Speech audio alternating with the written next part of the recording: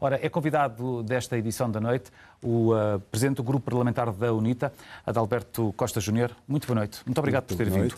Os resultados foram divulgados. Primeira pergunta para si, para a qual peço uma resposta mais direta possível. A UNITA reconhece estes resultados ou não? Nenhum partido da oposição vai reconhecer os resultados pelas indicações que tenho, porque eles não emanam da contagem das atas, infelizmente. Consequência disso? Seguramente amanhã farão intervenções os líderes de todos os partidos. Estes resultados deviam resultar do escrutínio das províncias. Em 18 províncias, só 3 fizeram escrutínio, as outras 15, até o presente, não fizeram escrutínio. Então, nós questionamos de onde vieram os resultados. Este é o grande problema da Já questionavam precisamente o método de apuramento, mas eu gostava que desenvolvesse essa questão, mas mais daqui a pouco. Eu queria saber que consequências é que podemos esperar para além dessa reunião amanhã e de palavras, concretamente o que é que pode acontecer? Por exemplo, os deputados da UNITA, quando houver data oficial para a tomada de posse dos deputados, irão assumir posse ou não? É uma boa pergunta, é uma pergunta extremamente importante. O que eu lhe quero dizer é que está criada uma crise, lamentavelmente, do desrespeito à lei por parte da CNE. Não me quero estender, mas o processo eleitoral foi todo eivado por desrespeitos à lei, todo ele. E a contagem dos votos, tanto os provisórios como os definitivos, desrespeitaram a lei. E eu tenho aqui uma pequena curiosidade, só para poderem acompanhar. Em 2012, saíram resultados provisórios a centésima iguaizinhos aos resultados de 2017. Isto parece incrível, parece uma anedota. Em 2017, até a centésima, o MPLA, a UNITA e a Casa CE tiveram o mesmíssimo resultado. Acha isso possível? Em 2 eleições separadas por 15 anos, ou por 5 anos de diferença. A Televisão Pública de Angola emitiu em 2012, a Televisão Pública de Angola emitiu em 2017 a centésima. São resultados de laboratório. Fraude, como diz aí no telemóvel? Esqueça essa palavra. Mas são resultados laboratoriais. Os partidos não querem entrar ainda neste debate. Naturalmente que haverá um contencioso, vai para o tribunal. Nós temos um drama em Angola, para lhe ser muito direto. O drama é que a Angola que temos hoje não fez a reforma das instituições. Nós temos um país formatado ainda sobre o aspecto absolutamente partidário. Nós temos uma campanha em que não houve candidato do MPLA a confrontar os partidos da oposição. A campanha foram as instituições que confrontaram os partidos da oposição. Os nossos adversários foi a televisão pública, foram os jornais públicos, foi o Tribunal Constitucional, foi a CNE, que se posicionou como um adversário dos partidos políticos, a Procuradoria da República entrou um processo partidário a todos os níveis. Toda a campanha de João Lourenço foi com comícios artificiais, usou logística das Forças Armadas, aviões do Estado, dinheiros públicos, usou também a compra do voto, entraram processos nos tribunais, os tribunais consideraram-se incompetentes para julgar. E veja o lado mais escandaloso. Em Benguela, a CPE tinha recusado fazer a contagem e depois no dia seguinte descobriram 20 mil votos mais para a UNITA. E a CNE ontem achou que esses 20 mil votos não eram contabilizáveis. Ignorou-os. Portanto, esta é a Angola que temos hoje. Mas e como é que caracteriza então esse comportamento? E eu vou recuperar a palavra, porque ela aparecia no seu ecrã, do seu telefone, e ela é muito importante para a Angola. Fraude eleitoral, foi o que houve? Os partidos não estão a querer utilizar esta palavra. Por quê? Por uma questão de ela representar já um elemento muito antecipado de contestação. Não existe, da parte dos partidos políticos angolanos, e não existe da UNITA, um propósito antecipado de qualquer contestação. Devo dizer que os líderes partidários, em conjunto, fizeram uma conferência de imprensa domingo. Convidaram uma entidade acima de qualquer suspeita, a Igreja Católica, para poder intermediar, fazer-se uma ação de contagem dos votos nas províncias, porque não foram apurados. Até hoje, os resultados definitivos que permitem a conclusão dos resultados finais passam exatamente pelo escrutínio provincial. Foi feito apenas em Cabinda, no Uíge e no Zaire. Em todas as outras províncias não houve contabilização do escrutínio provincial. Muito bem, não quero utilizar a palavra verdadeiro fraude. Problema. Que caracterização é que faz então? Que palavra é que utiliza? Porque em português de Portugal, pelo menos... Trazer o processo à lei... Quando no processo legal não é cumprido e é apresentado como definitivo, essa palavra é utilizada. Acima de tudo, um excepcionalmente elevado desrespeito à lei, que vem caracterizando todo o processo de pré-campanha e de campanha eleitoral. Eu não acredito que um país, por exemplo, como Portugal, que tem um Estado de Direito democrático, pudesse aceitar que nas eleições e na sua aproximação não houvesse publicação dos cadernos eleitorais, como a lei obriga. Não houve.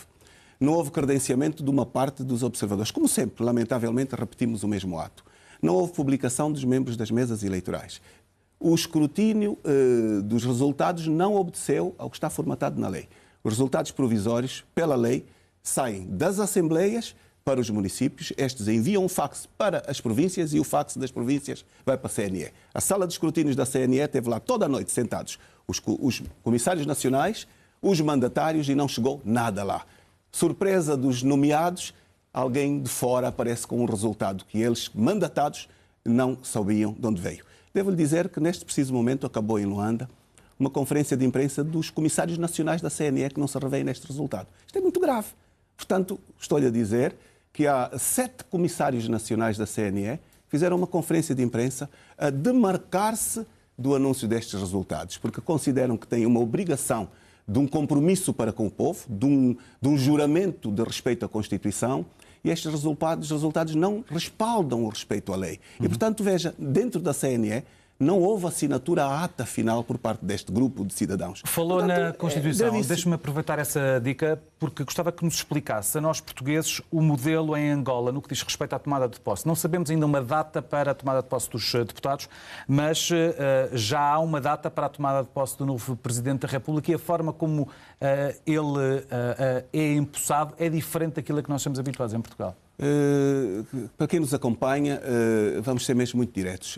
Há uma grande frustração, há um desencanto nacional. Eu nunca assisti a uma eleição onde o cidadão veio da mesa a dizer votei na mudança. Houve um ato de penalização do governo por causa da má governação. Olhe que Angola está com uma falência generalizada das suas instituições. A crise económica, a crise social, a crise política. Não se ganha eleições em todas as províncias com maiorias absolutas dessa forma. Isto é um resultado formatado. Então, indo de encontro completamente à sua pergunta, este é um dos dramas. Um dos maiores desafios que Angola tem é retomar a eleição direta do Presidente da República. A Constituição aprovada em 2010 acabou com a eleição do Presidente da República. O Presidente é eleito à boleia da lista do Parlamento. Isto não existe em nenhum sítio do mundo. O primeiro dos deputados eleitos fica Presidente da República, sem uma segunda eleição, sem uma segunda Câmara no Parlamento que eleja entre idênticos um Presidente da República, como, por exemplo, na África do Sul. A África do Sul elege o Parlamento e os parlamentares elegem o Presidente da República entre qualquer deles que tenha maioria. Em Angola, não. Elege-se o Parlamento e o primeiro da lista fica Presidente. Isto é inacreditável. Nós consideramos isto mesmo um golpe constitucional. E, portanto, é um dos aspectos urgentes de se alterar no âmbito do futuro. Nós pretendemos viver num Estado democrático e de direito. Mas para alterar é preciso que haja vontade do outro principal partido, o MPLA. De João Lourenço, que opinião tem e que perspectiva e expectativa é que tem que o novo chefe de Estado de Angola venha a ter, nomeadamente em relação a matérias como essas? Sabe que tornar-se chefe de Estado num processo deste género, com desrespeito à lei, e particularmente eu ouvi o discurso que fez de tomada de posse, penso que não foi muito bom. Fez ameaças aos partidos da oposição. Para quem está a fazer o seu primeiro discurso, não me parece ter sido muito feliz. Portanto, não podemos esperar uma oposição construtiva da parte da UNITA daqui para a frente? A UNITA tem uma posição absolutamente construtiva. Devo dizer que a UNITA está, com todos os outros partidos, a pedir o retorno aos carris da legalidade. Apenas. Porque, vou-lhe dizer, é impressionante. Desde o início deste processo, nós o que é que vimos? Vimos o Estado partidário a fazer a campanha, a determinar resultados, a concorrer contra os partidos, a dificultar a comunicação social, é um dos aspectos interessantes.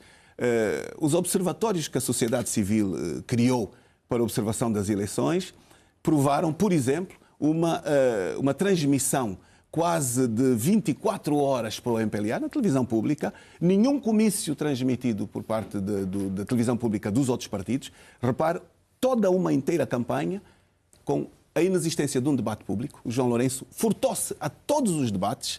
É verdade, um atipismo só próprio de um país não democrático. Portanto, esta é a nossa dificuldade, este é o nosso desafio. E provavelmente não vai mudar com o João Lourenço aquilo que basicamente nos está a dizer. O nosso tempo está a avançar muito rapidamente. Eu sou um positivista, eu sou daqueles que acham que há sempre a possibilidade de melhoria. A verdade é que nós estamos aqui numa crise séria. uma crise, antes de mais, de reconhecimento dos poderes políticos. As eleições servem para a legitimação democrática do poder político. E este poder político não é legítimo. Mais ainda, uma curiosidade. Quem é que dá posse ao presidente eleito? É o presidente do Tribunal Constitucional. O presidente do Tribunal Constitucional está fora de mandato. A nossa Constituição determina que os membros do Tribunal Constitucional têm 7 anos de mandato e não são revogáveis. Ele vai em 10 anos e, portanto, não tem já o lado da legitimidade. Adalberto Costa Júnior, o nosso tempo está sabe como é que a televisão isto voa, tínhamos muitos temas, eu só gostava de uma resposta o mais telegráfica possível da sua parte. Isaías Samacuva tem dado a entender que pode não continuar na liderança da UNITA. O senhor está disponível para avançar por uma candidatura? Muito telegraficamente, o momento é um momento de busca de soluções para a problemática atual. Como Adalberto, há muita gente. Eu tenho condições para concorrer, mas isso o Presidente Samacuva tem ainda 3 anos de mandato. Portanto, eu espero que ele cumpra o seu mandato e logo se verá. E, no entretanto, logo se fará. Adalberto Costa Júnior, muito obrigado por ter vindo até a edição da noite. Muito boa noite. Muito boa noite.